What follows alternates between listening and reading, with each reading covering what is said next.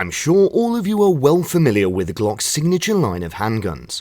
Its boxy and minimalist design has been ingrained in the minds of firearms professionals and enthusiasts.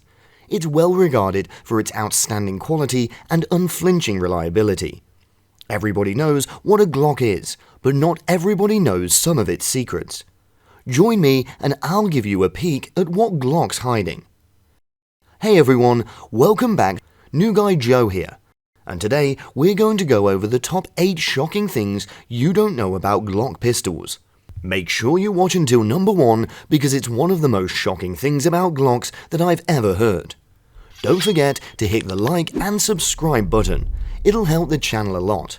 Now, let's get down to brass tacks with our first entry. Number 8. Glock started with only 3 employees. It's hard to imagine that a world-renowned firearms manufacturer like Glock started with only a handful of people.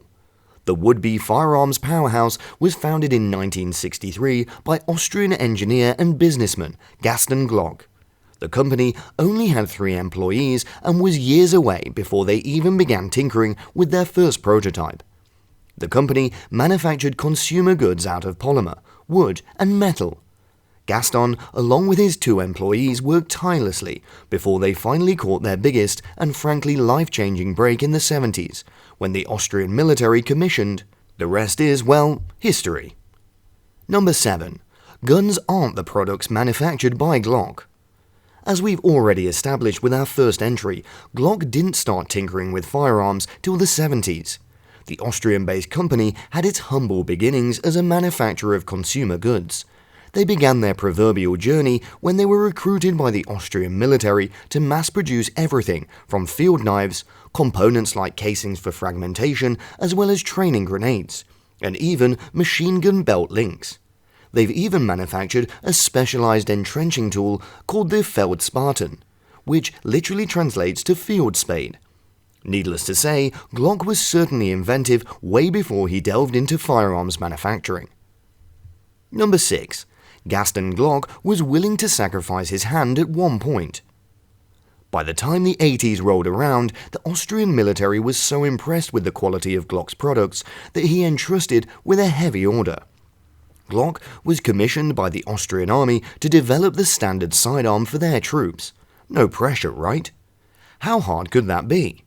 Thankfully, Glock was more than up to the task.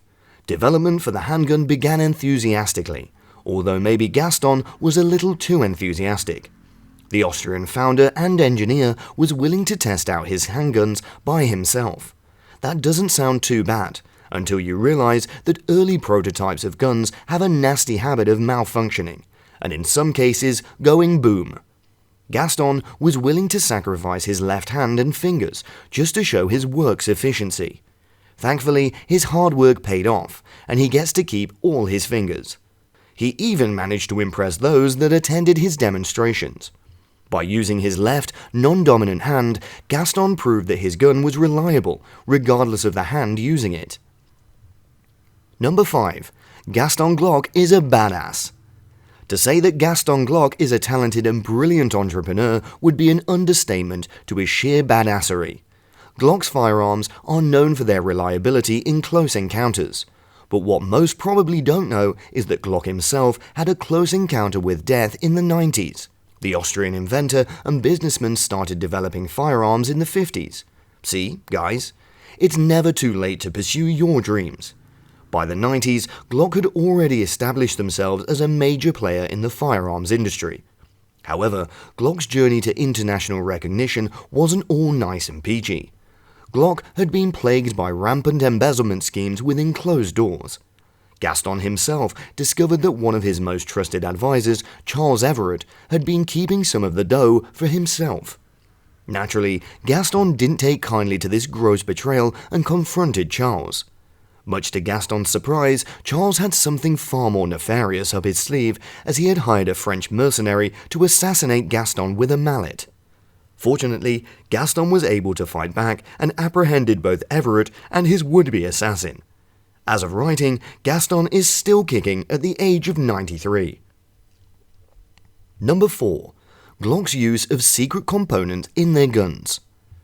Glocks are praised for their durability and reliability at an impressively light and easy-to-carry heft.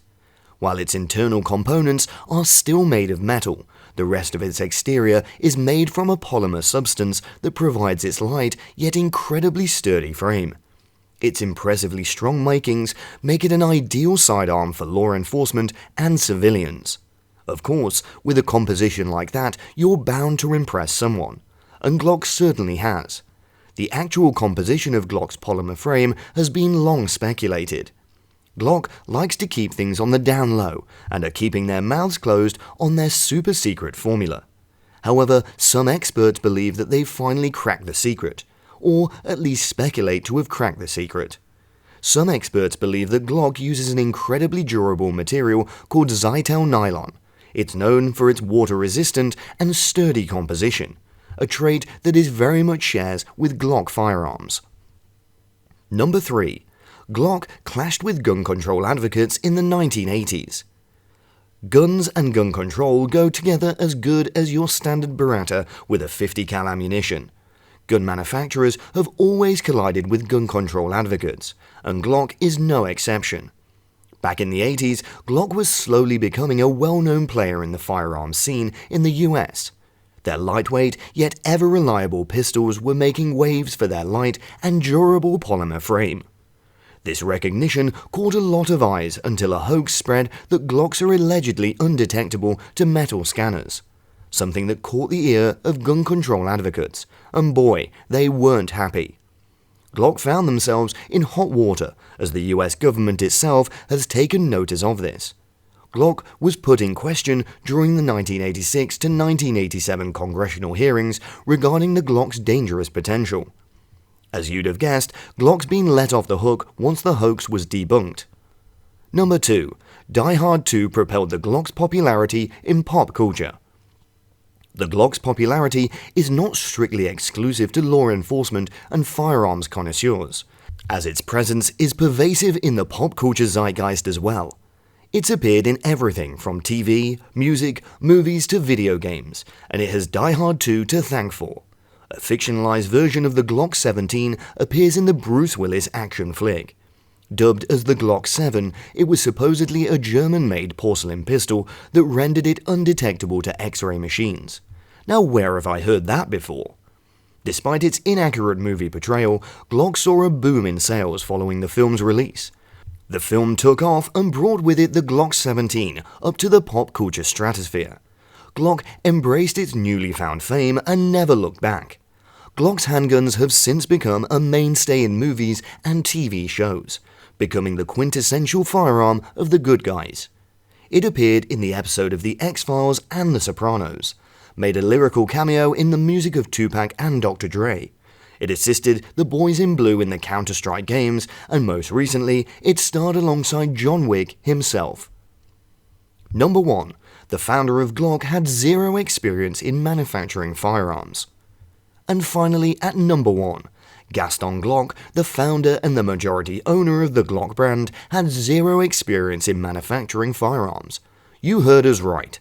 The Austrian engineer and businessman had never manufactured, let alone fired a gun before he developed the Glock 17. He started from nothing and went home with everything.